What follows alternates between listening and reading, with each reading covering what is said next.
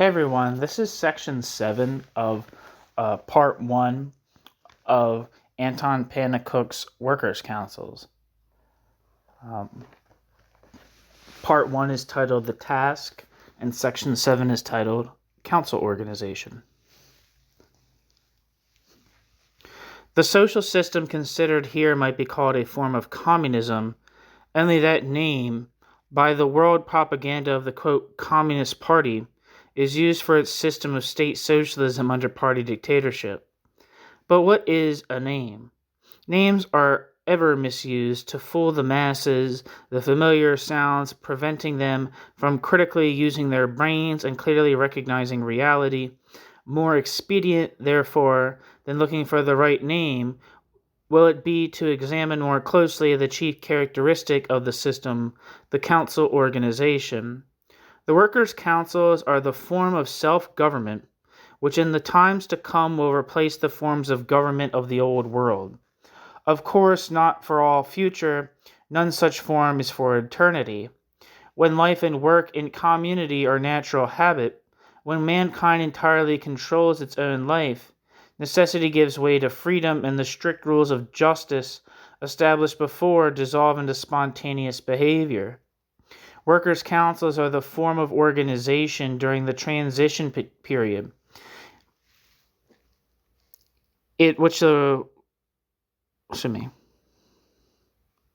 Workers' councils are the form of organization during the transition period in which the working classes fight for dominance, is destroying capitalism, and is organizing social production. In order to know their true character, it will be expedient to compare workers' councils with the existing forms of organization and government as fixed by custom is self-evident in the minds of the people. Communities too large to assemble in one meeting always regulate their affairs by means of representatives, of delegates. So the burgesses of free medieval towns govern themselves by town councils, and the middle class of all modern countries, following the example of England, have their parliaments. When speaking of management of affairs by chosen delegates, we always think of parliaments. So it is with parliaments especially that we have to compare the workers' councils in order to discern their predominant features. It stands to reason that with the large differences between the classes and between the classes' aims, also their representative bodies must be essentially different. At once this difference strikes the eye. Workers' councils deal with labor, have to regulate production, whereas parliaments are political bodies, discussing and deciding laws and state affairs. Politics and economy, however, are not entirely unrelated fields. Under capitalism, state and parliament took the measures and enacted the laws needed for the smooth course of production, such as the providing for safety in traffic and dealings, for protection of commerce and industry, of business and travel at home and abroad, for administration of justice, for coinage and uniform weights and measures. And its political work, too, not at first sight connected with economic activity, deals with general conditions in society, with the relations between the different classes, constituting the foundation of the system of production. So politics, the activity of parliaments, may, in a wider sense, be called an auxiliary for production. What then, under capitalism, is the distinction between politics and economy? They compare together as the general regulation compares with the actual practice. The task of politics is to establish the social and legal conditions under which production work may run smoothly. The productive work itself is the task of the citizens. Thus there is a division of labor. The general regulations, though necessary foundations, constitute only a minor part of social activity, accessory to the work proper, and can be left to a minority of ruling politicians. The productive work itself, basis and contents of social life, consist in the separate activities of numerous producers, completely filling their lives. The essential part of social activity is the personal task. If everybody takes care of his own business and performs his task well, society as a whole runs well. Now and then, at regular intervals, on the days of parliamentary election, the citizens have to pay attention to the general regulations. Only in times of social crisis, of fundamental decisions and severe contests, of civil strife and revolution, the mass of the citizens had to devote their entire time and forces to these general regulations. Once the fundamentals decided, they could return to their private business and once more leave these general affairs to the minority of experts, to lawyers and politicians, to parliament and government. Entirely different is the organization of common production by means of workers' councils. Social production is not divided up into a number of separate enterprises, each the restricted life task of one person or group. Now it forms one connected entirety, object of care for the entirety of workers, occupying their minds as the common task of all. The general regulation is not an accessory matter left to a small group of specialists. It is the principal matter, demanding the attention of all in conjunction. There is no separation between politics and economy as life activities of a body of specialists and the bulk of producers. For the one community of producers, politics and economy have now coalesced into the unity of general regulation and practical productive labor. Their entirety is the essential object for all. This character is reflected in the practice of all proceedings. The councils are no politicians, no government. They are messengers, carriers, and interchanging the opinions, the intentions, the will of the groups of workers, not indeed as indifferent messenger boys passively carrying letters or messages of which they themselves know nothing. They took part in the discussions.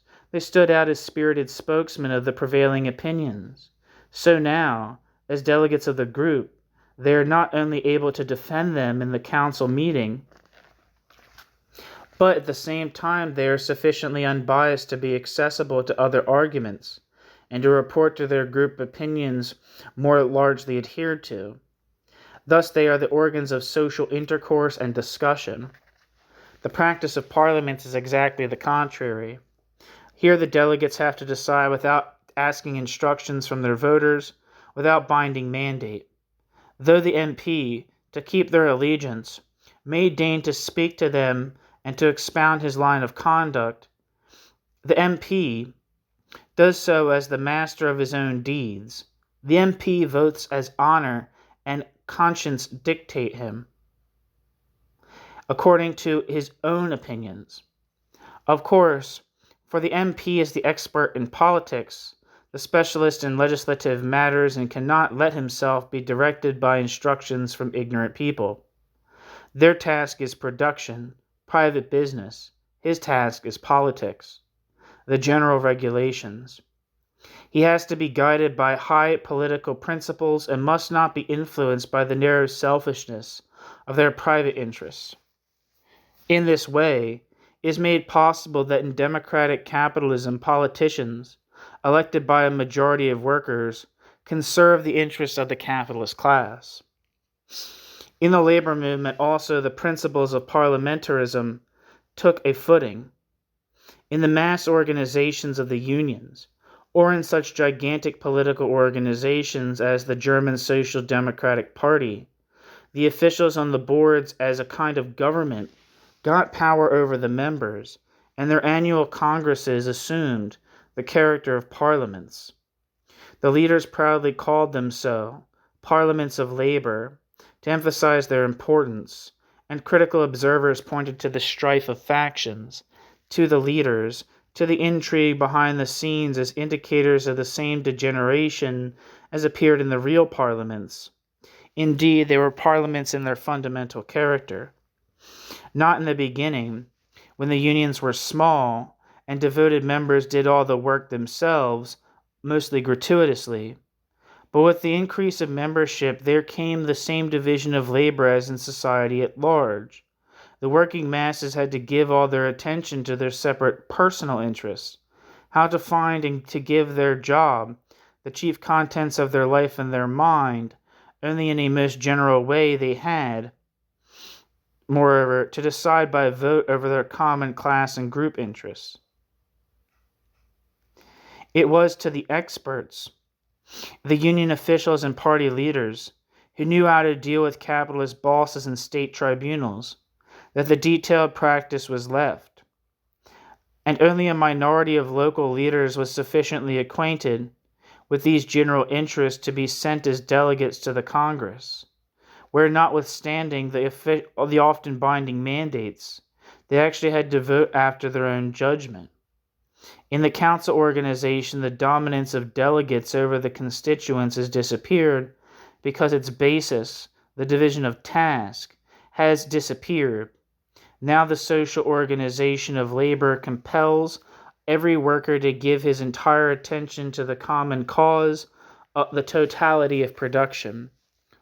The production of the necessaries for life as the basis of life, as before, entirely occupies the mind, not in the form now as care for their own enterprise, their own job, in competition with others.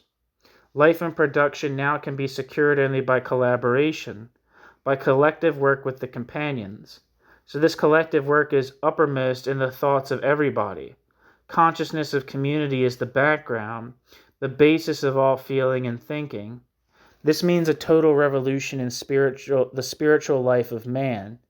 He has now learned to see society, to know community.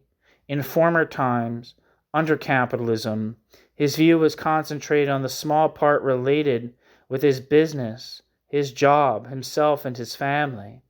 This was imperative for his life, his existence.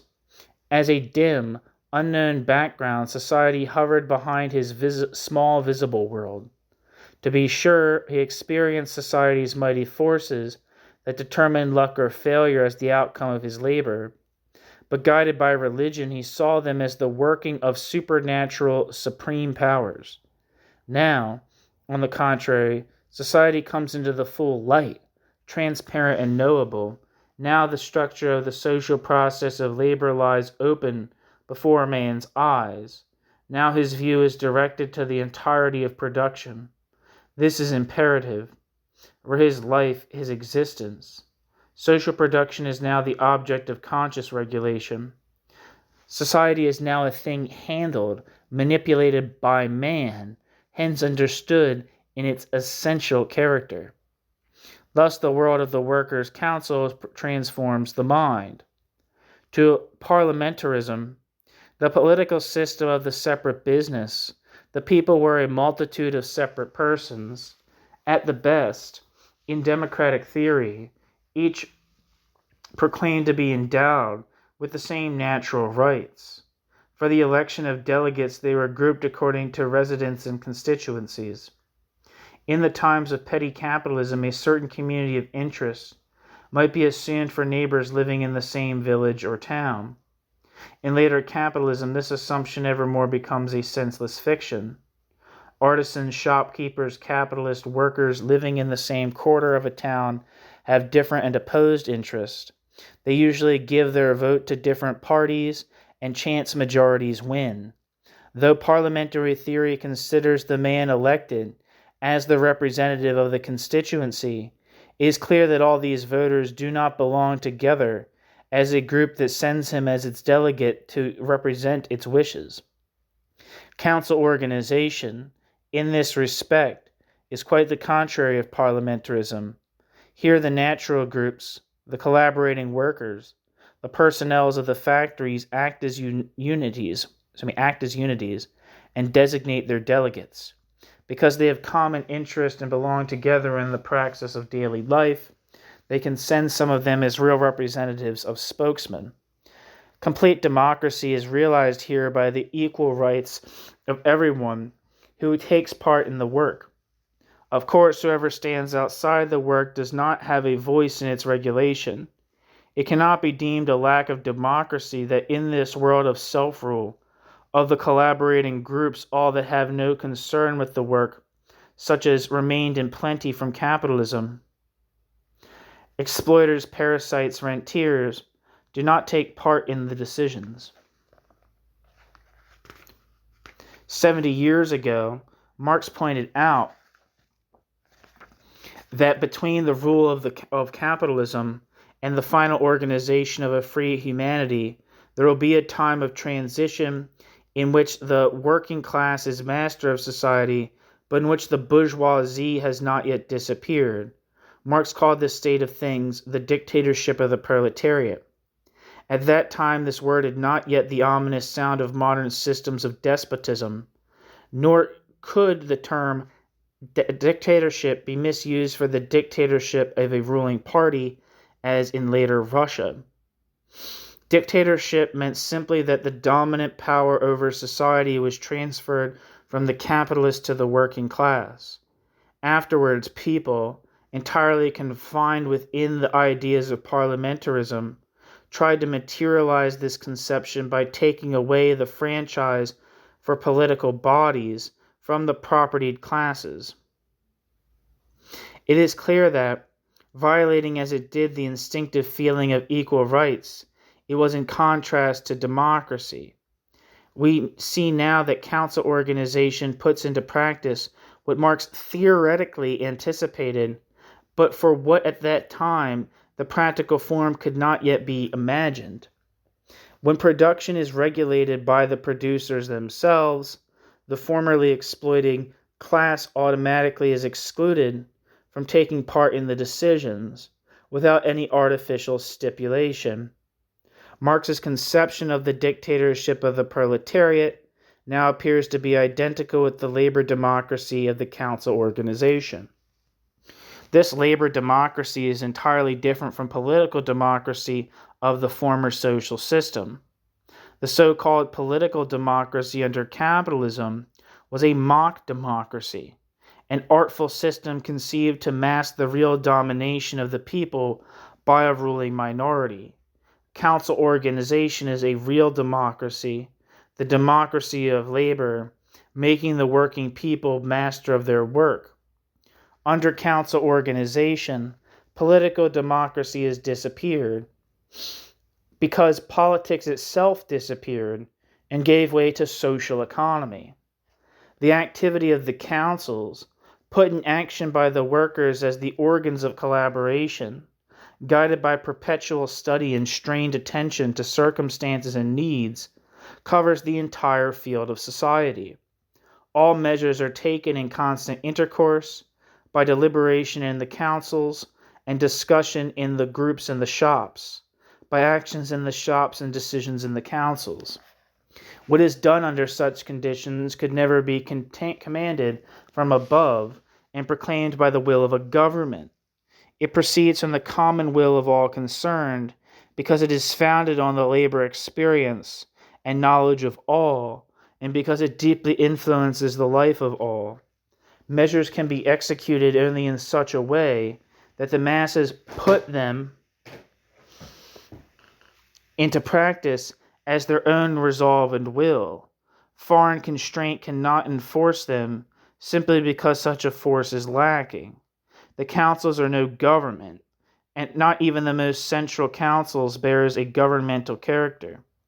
For they have no means to impose their will upon the masses, they have no organs of power.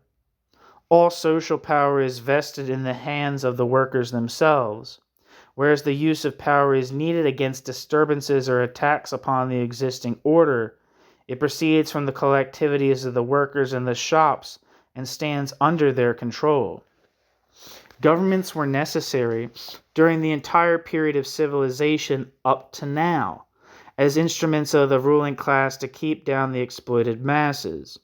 Governments also assumed administrative functions in increasing measure, but their chief character as power structures was determined by the necessity of upholding class domination. Now that the necessity has vanished, the instrument too has disappeared. What remains is administration, one of the many kinds of work, the task of special kinds of workers. What comes in its stead, the life spirit of organization, is the constant deliberation of the workers, in common thinking attending to their common cause. What enforces the accomplishment of the decisions of the councils is their moral authority. But moral authority in such a society, has a more stringent power than any command or constraint from a government. When in the preceding time of governments over the people, political power had to be conceded to the people and the people's parliaments. A separation was made between the legislative and the executive part of government, sometimes completed by the judicial as a third independent power.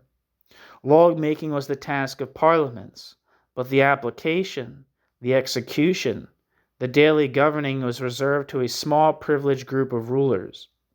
In the labor community of the new society, this distinction has disappeared. Deciding and performing are intimately connected.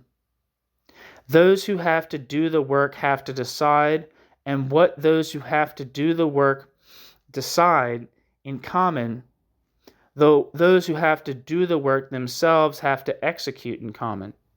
In the case of great masses, the councils are their organs of deciding. Where the executive task was entrusted to central bodies, these must have the power of command. They must be governments. Where the executive task falls to the masses themselves, this character is lacking in the councils. Moreover, according to the varied problems and objects of regulation and decision, different persons in different combinations will be sent out and gather. In the field of production itself, every plant is not only to organize carefully its own extensive range of activities, it has also to connect itself horizontally with similar enterprises, vertically with those who provide them with materials or use their products. In the mutual dependence and interconnection of enterprises, in their conjunction to branches of production, discussing and deciding councils will cover ever wider realms up to the central organization of the entire production.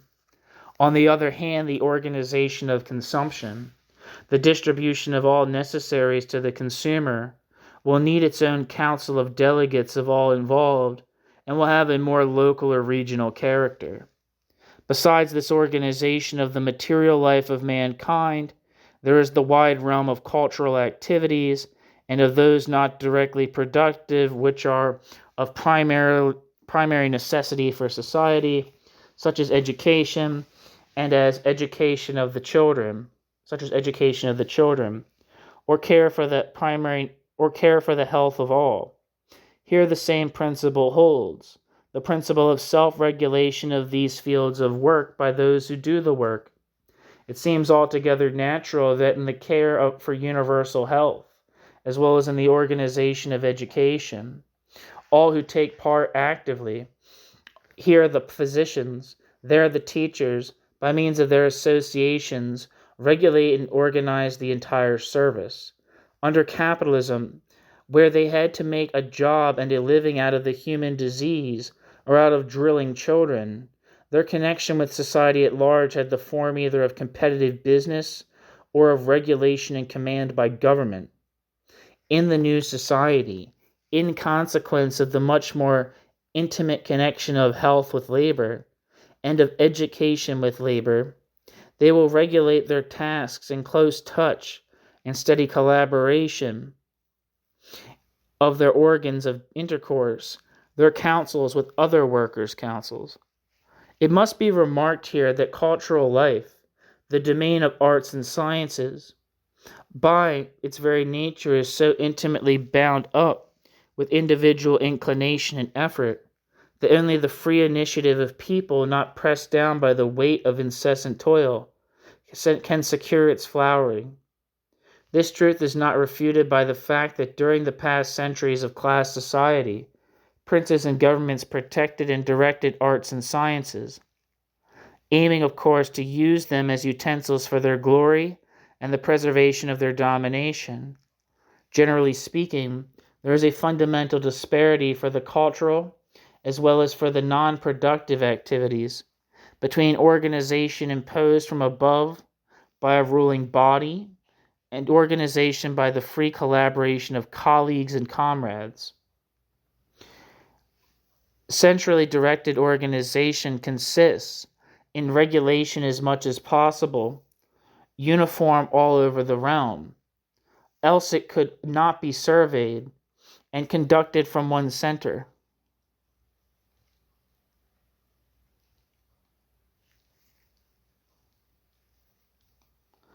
In the self-regulation by all concerned, the initiative of numerous experts, all poring over their work, perfected it by emulating, imitating, consulting each other in constant intercourse, must result in a rich diversity of ways and means. Dependent on the central command of a government, spiritual life must fall into dull monotony. Inspired by the free spontaneity of massal human impulse, it must unfold into brilliant variety.